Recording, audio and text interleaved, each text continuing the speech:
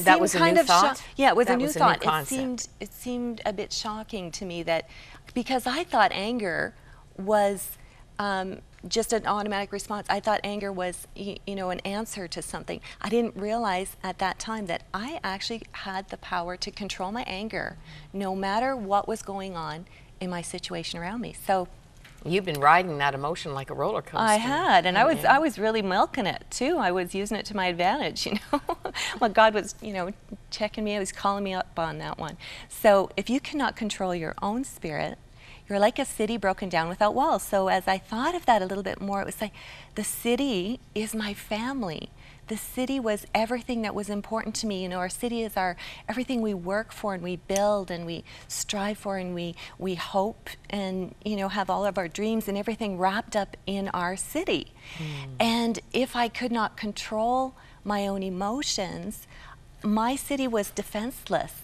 It was like a city broken down without walls. So everything that mattered to you was at risk. It was totally at risk, and anything that wanted to come in and steal my marriage or steal my family or, you know, wreak havoc in my relationship or in my important significant things in life, it had free reign, just complete access. Yeah.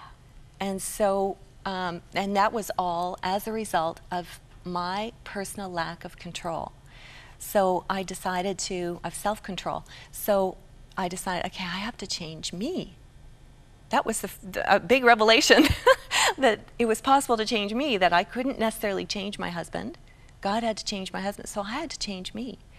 And anger, an important thing, you know, that I realized about anger is that, you know, it bubbles up kind of on the inside of you, and it just begins to percolate, and it's almost like you have this thing that comes up, and it's just this automatic response. Well, the truth is, you do have a minute or two. You do have a couple of seconds if you build that window, and you can stretch that window a little bit bigger with practice and discipline to allow yourself a different response. And so what would happen was, I realized that my husband and I got into these normal patterns of escalation where he would say something and it would just trigger something with me, back and forth to a big fight. The lid would come off. The lid came off, yes. Nasty. Was not pretty. Oil spill, yeah, you know, disaster right now, but pressure. Yeah, so I realized that I had a few seconds there, or I could build that time a little bit bigger, that window where I could have a better response. So when he started saying something to me, it wasn't necessarily even negative, but I was filtering it all that way, which is another story. But you had a pretty conditioned response. I did. I had a totally conditioned response. Posture together that just was a recipe every time, I'm sure, for a blowout. It was. And so what I did was, I had to somehow stop that emotion from boiling up. So I decided at the time that when he would speak to me, I would just, when I felt that anger started stirring up, I would just tip my head. And what happened was, I would interrupt my thought process. So my thought process has this angry thing boiling up. I would tell my brain, quick, tip your head, tip your head, tip your head. And in the second that I tipped my head, suddenly I had a second to think differently. And so then I would reply differently. So he'd reply differently to me because I wasn't replying the same way to him. So you would not allow yourself to speak until you tipped your head. Yep, and that was the little trigger. Wait, well, how do we want to do this here?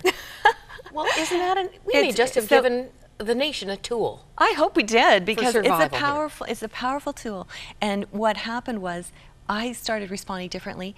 So he was forced to respond differently. He would respond kinder, I would respond kinder, and this escalating pattern of anger just simmered right down. We could actually converse about things and solve issues and come to solutions, which we've been married 25 years now, and I have to say that I totally am more in love with my husband. We have a great relationship. I wish I could drag him on here so people could see how sweet he looks. I can't even imagine that you're. It was all me. He was sweet all along. I'm not even suggesting that. But one of your daughters actually called the police at one point. Yes. It was so volatile. It was, it was bad. And it just shows what God has done. Now, you developed a safety valve. Yes, for that's this pressure cooker. Yeah. But what did you do about the anger that was in there? Yeah, the source of that. Yeah, you know, I had to, over time, God is so good, isn't he? Like, he just takes us graciously by the hand, moment by moment, and takes us through our journey. And I just had to start unpacking, where is this coming from? And I did a lot of it just personally, just with my time spent alone with God. And it was at that time that we made some shifts in our life as well, and I got more focused into counseling. And I'm telling you, I learned so much from my clients. You know, it seems that when you go to a counselor, you think that they have all the answers, but really, my clients help me so much. They teach me so much about life. I learn little principles. They're very well researched in their own issues, and so they come with all types of answers, and it's wonderful. So a lot of that was really good therapy for me personally. And yeah, I have to say, we have you know, a great relationship, and we confide in each other, we enjoy each other, we, you know, spend time together, we build our lives together, and it's really I think it's, you know, shown through our kids and just our tremendous. lifestyle. Yeah, A new story. mm-hmm. Could have been so different. And of course, the fruit of this journey has become speaking and providing tools really internationally. One of these books is even in Polish. Yeah, my You're first not book, Polish? no, I'm not Polish, but I've spent a lot of time in Poland. My husband and I went there church planting. So we helped to establish 3 churches there, and I did a bunch of teaching, and so they asked me to put some of my thoughts in a book. So my first book, was all in Polish. I can't even read it. And this is a kind of really growing in popularity, this way of studying Online. and growing spiritually and personally. Yes. Yeah. ElaineOlson.org. Yeah, to get some of my courses to online. investigate some of these courses, and it's This a workbook. Course, yeah, this course it's a workbook. that you're looking at, it's True Confidence, so it's for women. And what I've found when I actually started, you know, really getting into counseling was that there were some basic things that were missing sort of generally. So things like silencing your inner critic, taking inventory of where you are right now and figuring out why and how you got to that place, and then taking action, building some boundaries in your life, understanding triggers, all of those kind of things. So I packed them into this book, and I really meant it to be as a bit of a study to do with a friend. So you could... Or even your mother, or if you're even a young girl. exactly. Mother-daughter, if you can make that work. Good luck. Yeah. But no, I mean, I think it's a great idea, and for many it would.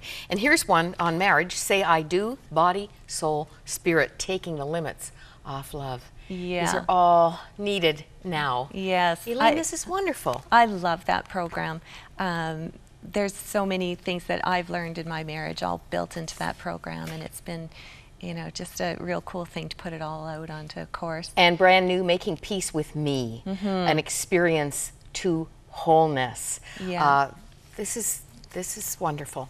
And you can investigate all this at ElaineOlson.org. Thank you so much, Elaine, for coming and for sharing your story, and Greg over there for letting her. Really appreciate that.